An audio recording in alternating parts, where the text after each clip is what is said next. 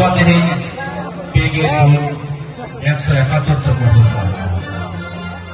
abuat hul maha mana kami toge ke menakan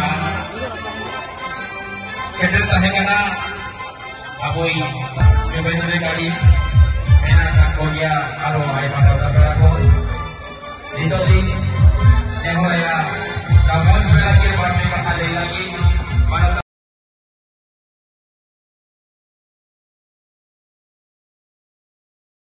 আমি লয়ারকে instruction দিয়ে দিয়েছি যে তারা যারা বাদী আছে তাদের পক্ষে যেন সুপ্রিম কোর্টে ক্যাভিয়েটও করে দেয়।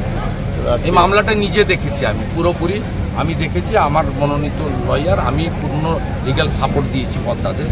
গণধর্ষণ কাণ্ডে অভিযুক্ত মনোজিৎ টাকার বিনিময়ে এবং যোগ্যতা না থাকা সত্ত্বেও কলেজে ছাত্র ভর্তি করতো, তার বিরুদ্ধে অভিযোগ। কী বলবেন? অশোকদেবকে জিজ্ঞেস করুন, ভিজা মাছটা উল্টে খেতে জানেন না, এমনভাবে থাকেন। সবাই বলছে ওখানে টাকা ছাড়া তো তৃণমূলের পায়খানা ঘর নিতে গেলেও টাকা দিতে হয়।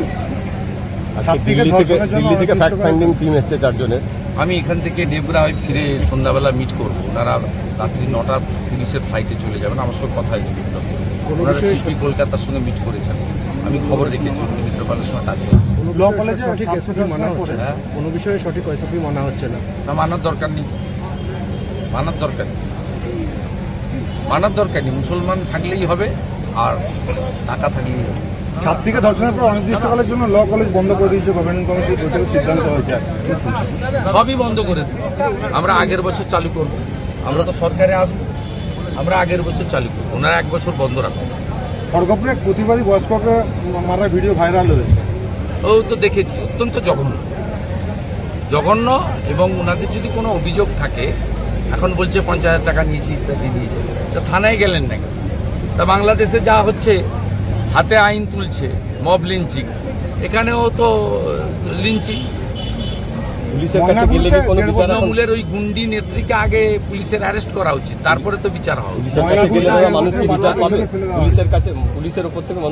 না পাবে না, কিন্তু কোর্ট জুডিশিয়ারি সবাই চায় যে প্রথম পুলিশের কাছে যান। পুলিশ তো দেখুন এই সন্দেশখালীর কেস পুলিশের কাছে গেছে, সিআইডি দিয়েছে। প্রথমে যারা হাইকোর্টে 18 সালের পরে 19 সালে গেছিল, তখন হাইকোর্ট বলেছে না তাড়াতাড়ি এসছেন কেন, পুলিশ সিআইডি করছে। তো এবারে সিআইডি যখন তার স্বরূপটা উন্মোচিত করেছে, তখন ধরা পড়েছে। তাই পুলিশের কাছে প্রথম যেতে হবে, কারণ পুলিশের বেতনটা তো কেউ ব্যক্তি বা দল দেয় না, আমরা দিই ট্যাক্সের টাকা। পুলিশের কাছে যেতে হবে, পুলিশ তার রাজনৈতিক ইচ্ছা স্বরূপটাকে প্রকাশ করবে, তারপরে আপনি হায়ার কোর্টে যাবেন।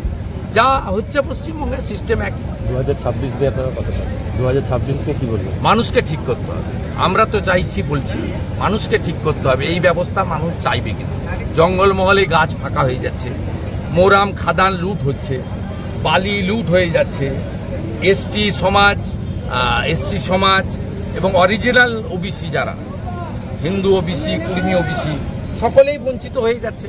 রিজার্ভেশন উঠে যাচ্ছে। যিনি বক্তব্যে বলেছেন যে যদি কন্ট্রাকচুয়াল আর ক্যাজুয়াল নিয়োগ করো, তাহলে তো রিজার্ভেশনের প্রশ্ন নেই। তাহলে আমাদের ঘুরিয়ে বাবা সাহেব আম্বেদকরের দেওয়া রিজার্ভেশন কেড়ে নিচ্ছে। আপনি দাদা এক্ষুনি জল, জমি, মাটি সব দখলের অভিযোগ করলেন। এখানে একটি বড় স্পঞ্জ আয়রন কারখানা আছে, যারা এই কাজে যুক্ত, কি বলবেন? আরে সব আদিবাসীদের জমি লুট করছে, ল্যান্ড জেহাদ চলছে। সুনীল পাটোয়ারি তার রাজ্য সরকারের সঙ্গে ভাইপোর বিজনেস পুরো একদম দখল করছে, পরিবেশ নষ্ট করছে। এবং গোটা লোধাশুলি, ঝাড়গ্রাম, এই যে গুপ্তমণি, আমাদের কলাইকুণ্ডা সহ এই যে গোটা আদিবাসী বেল্ট, এই বেল্টে সমস্ত লোকের ফুসফুস সহ দুরারোগ্য সব রোগ, যেগুলো এই পলিউশনের জন্য হচ্ছে। আমি ওটা হাত দেবো। এখানে আদিবাসী সমাজ খুব বড় লড়াই করছে এটা নিয়ে, ল্যান্ড জেহাদ নিয়ে। ওরা আমাকে অনেকবার মেসেজ করেছে, আমি বসতে পারিনি। আমি ওটা টেক আপ করবো এবং এটা ছাড়বো না। পাটোয়ারির ব্যবসা বন্ধ করব, ভাইপো এবং পুলিশকে নিয়ে। একা সৌরভ রায়ের গাড়ির বিরুদ্ধে প্রতিবাদ করেছিল বলে লালগড়ের একটা গোটা গ্রামকে জেলে ঢুকিয়েছে, গোটা গ্রামকে। পাটোয়ারিরা দাদা বড় ব্যাংক ফ্রডের সাথে যুক্ত আছে। না, মানুষকে ঠিক করতে হবে। এই অত্যাচার তারা সহ্য করবে? আমরা তো বলছি না পতাকা নিয়ে করো, প্রয়োজন হলে পতাকা ছেড়ে করো না।